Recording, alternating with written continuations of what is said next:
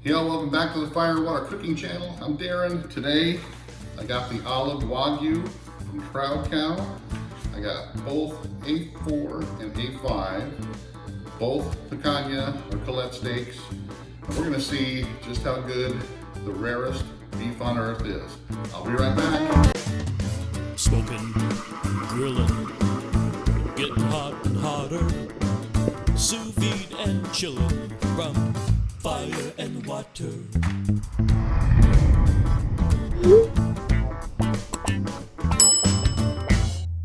All right guys, like I said, we have both A5 and A4 olive Wagyu from Proud Cow.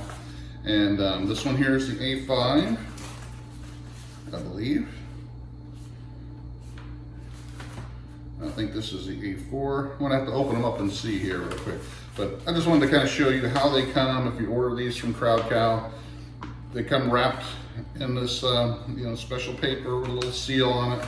They send you everything about the olive Wagyu, tells you, the nutritional facts about the antioxidants, and then on the back kind of tells you the history of olive Wagyu, how few cows there are, how it came about that they're the only ones that can import it, and all that.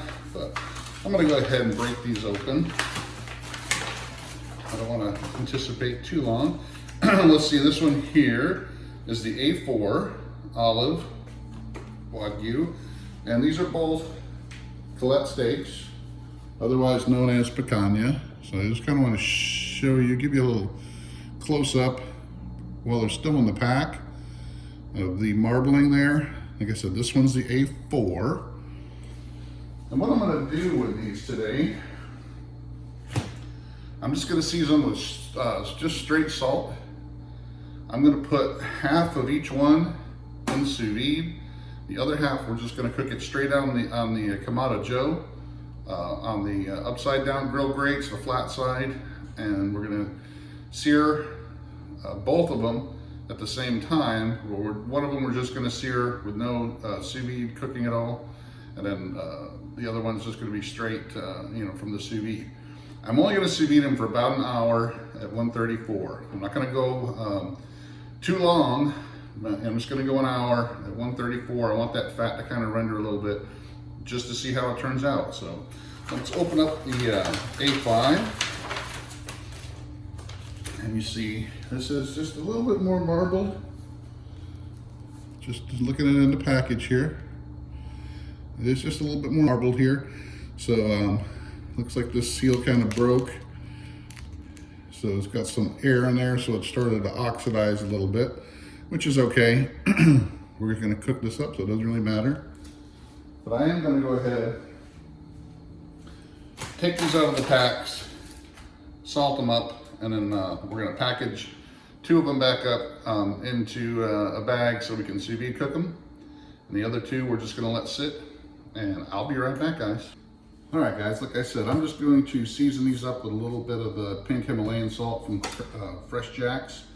This here is the A4 again, and you can tell it's a little smaller than the A5 was, but a little less marbled, but still pretty marbled. It's actually a little thicker too than the A5 is. Like I said, the A5 got a little bit more oxidized here, but you can really tell it's a little bit more marbled.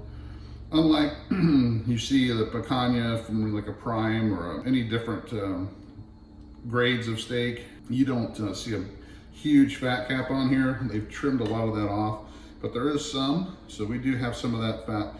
This is going to be rich enough to not really have to worry about that big thick fat cap you normally have from a picanha. So what I'm going to do first, I'm going to go ahead and cut these right in half, because we are going to take half of each one and sous vide it for a little bit,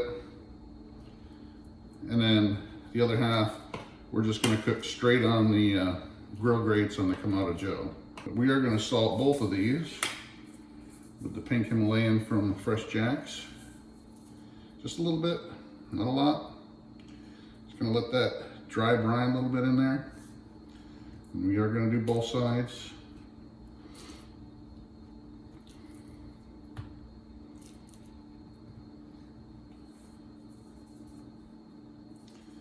This A5, like I said, is a little bit thinner than the A4, but the A5 is a little bit longer than the A4. So it's probably about the same. Well, actually, I think this one, the A4 was about 9 ounces and the A5 was right at 8 ounces. So this has got about an ounce more weight to it. So a little bit more of that fat on this part here. So I'm gonna go ahead and let these sit for a second. Then I'm gonna go ahead and put these two in bags and we're gonna throw them in our sous vide. We got the Nice Wave already at 134. Like I said, they're not gonna be in there for long, just maybe about an hour to let some of that fat render. Doesn't really need tenderization. So let me get these in a bag, I'll be right back.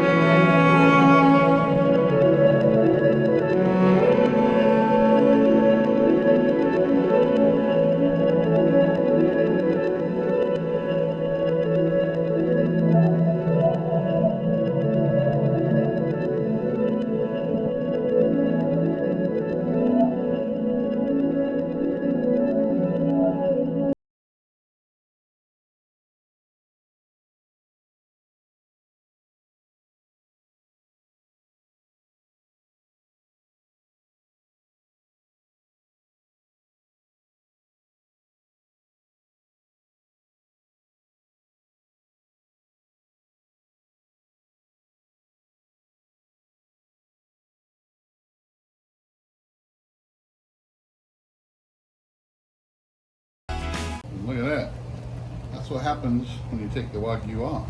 Nice little fire going there on the grill grates. All right, let's get this inside. Well, here we are, all done.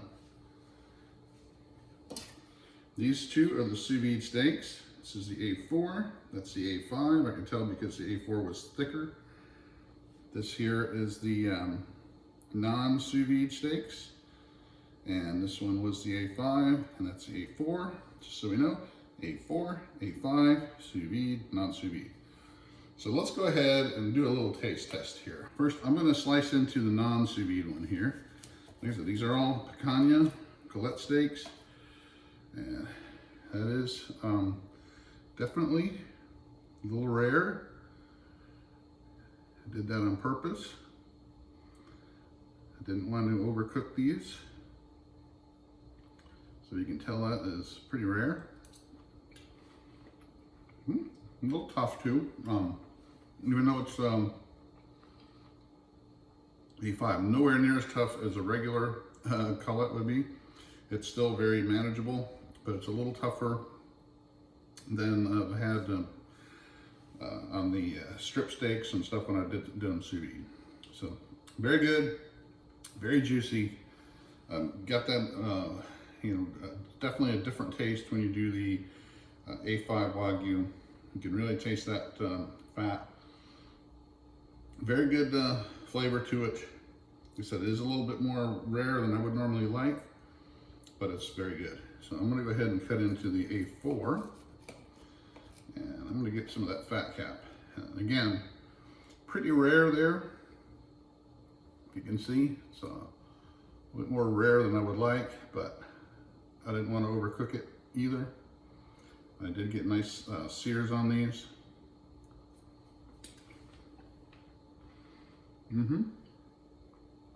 Again, a little tougher than I would normally want it, but very good.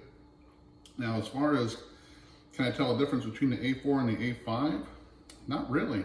They both have that really, good umami type flavor you get from A5 Wagyu. So I don't know if it would, if you want to try the A4 and just so you can try some olive Wagyu, definitely go ahead, because it is not that much cheaper, but it is cheaper than the A5, and the taste is pretty good.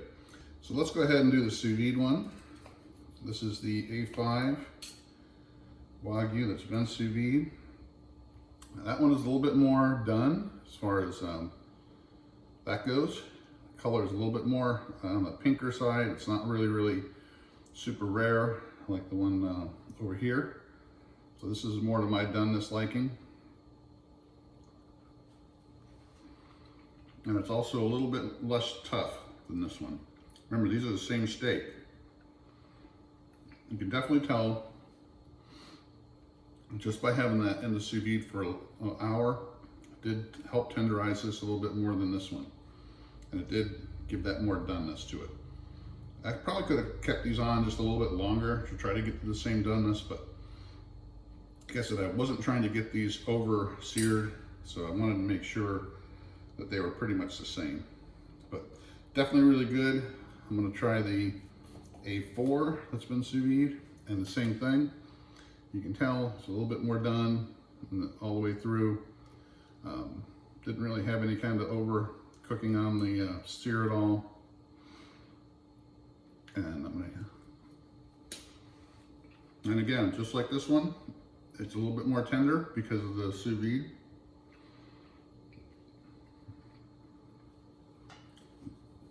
Very juicy.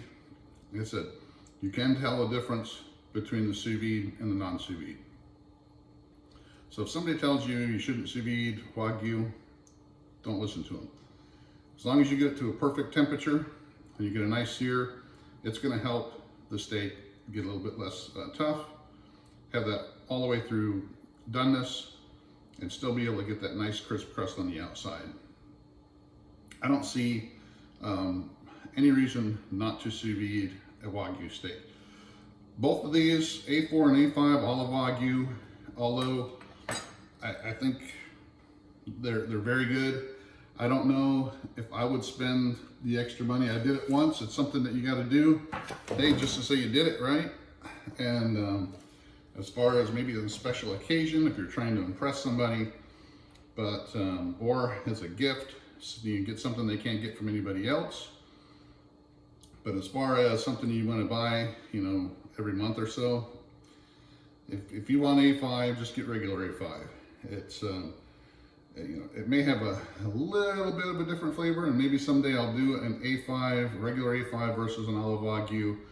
But right now, I can't really tell much of a difference from the other A5s that I've had before. But check it out, guys. Look below for the, like I said, the podcast episode with the CEO from Crowd Cow. Check out Crowd Cow for the olive Wagyu. Buy it if you want. Buy a couple just to play around and see if it's something you want. Try the regular A5 Wagyu versus the olive Wagyu if you want. It doesn't last long on Crowd Cow. People buy it up. It's very limited, so at least try it once before you die. Thanks for watching. Follow us on Facebook, Instagram, Twitter. Make sure you follow the Fire and Water Cooking Podcast. And stay tuned for the next Fire and Water Cooking video. Thanks, guys.